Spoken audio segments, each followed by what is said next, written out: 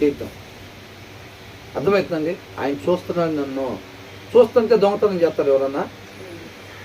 చూస్తుంటే జాగ్రత్తగా బంగారం తీసి వాళ్ళు నిద్ర లేచి మంచం మీద నుంచి చూస్తున్నారు అనుకోండి దొంగని, అప్పుడు బీరువా తాళాలు తీసి జాగ్రత్తగా ఒక్కొక్కటి జేబులో పెట్టుకుంటూ ఉంటాడా? ఎప్పుడు పెట్టుకుంటాడు? వాళ్ళు చూడలేదు నన్ను అనుకున్నప్పుడే ఆ బంగారం ఇదంతా కూడా దొంగతనం చేస్తూ ఉంటారు. వీళ్ళు కూడా ఏం చేస్తూ ఉంటారు? భోజనానికి వెళ్ళి ఉంటాడు ఏం దేవుడు ఈ టైంలోనే మనం ఏదన్నా నిన్ను కాపాడువాడు కొనుక్కడు నిద్రపోడు అంట. ఆయన చూడకుండా ఏదైనా చేయగలుగుతామా మనం? ఏమి చేసేది లేదు. ఇదంతా ఈ జ్ఞానం ఎవరి జ్ఞానం? ఇది మనిషి జ్ఞానం. ఇది తెలుసా? ఇదంతా కూడా మనిషి జ్ఞానం అండి. ఇది మనిషి జ్ఞానం మంచి చేసిద్ది అనుకుంటున్నారా? ఎంతమంది నమ్ముతున్నారు మనిషి జ్ఞానం మంచి చేసిద్దని? అదే నీ భవిష్యత్తు నీ చేతిలో ఉందంటారు చాలామంది. ఈ లోక సంబంధమైన మాటలు, ఆత్మీయమైన మాటలు రెండు ఎట్లా ఉంటాయంటే విరోధంగా ఉంటాయి. ఈ లోక సంబంధంగా మీటింగ్లు పెడితే వాళ్ళు ఏమంటారు తెలుసా? నీ భవిష్యత్తు నీ చేతిలో ఉంది, నీ ఎదుగుదల నీ చేతిలో ఉంది. మన చేతిలో ఉందా? మన వల్ల ఏమన్నా అయింది అసలు? మన జ్ఞానం ఉపయోగించామంటే ఆత్మీయంగా మొత్తం కంపే, మొత్తం నాశనం అయిపోయింది. అర్థమవుతుందండి? ఈ లోక సంబంధంగా కొంతకాలం ఉండిపోయే వాటికైతే ఈ లోక సంబంధమైన జ్ఞానం ఉపయోగపడింది తప్ప ఆత్మీయంగా ఎదగాలంటే ఈ లోక సంబంధమైన జ్ఞానం 1% కూడా పనికిరాదు అసలు దేనికి. కాబట్టి ఏమంటున్నాడు?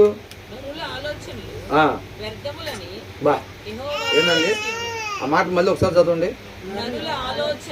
నరుల ఆలోచనలు వ్యర్థములని యెహోవాకు తెలిసి ఉన్నది. నరుల ఆలోచనలు ఎలాంటివి అంట?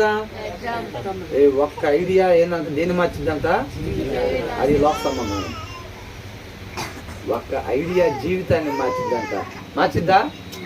మార్గాన్ని మార్చింది. దీంట్లో నుంచి ఒక్కటి తీసామంటే ఏమైందంట? దీంట్లో నుంచి ఒక్క ఆలోచన తీసామంటే ఎమ్మటే గురి తప్పిపోయి ఈ లోకం అనే గురిలోకి వెళ్ళిపోతాం. ఆత్మీయ గురి, క్రీస్తు అనే గురి మారిపోయి ఏమైంది?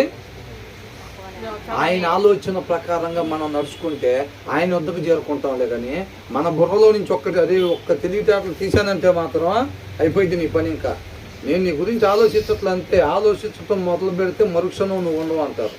వారు కాదు, నువ్వు ఉండవు అసలు ముందు. అంతేనా? మన బుర్రలో నుంచి ఒక్క ఆలోచన కానీ తీయటానికి సాహసం చేసామంటే వాటి సంగతి అటు నుంచి ముందు నువ్వు ఉండవు అసలు.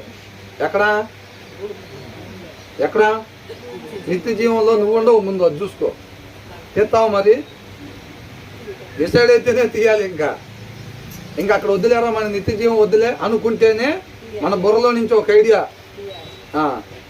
జీవితాన్ని మార్చే ఐడియా బుర్రలో నుంచి తీయాలి.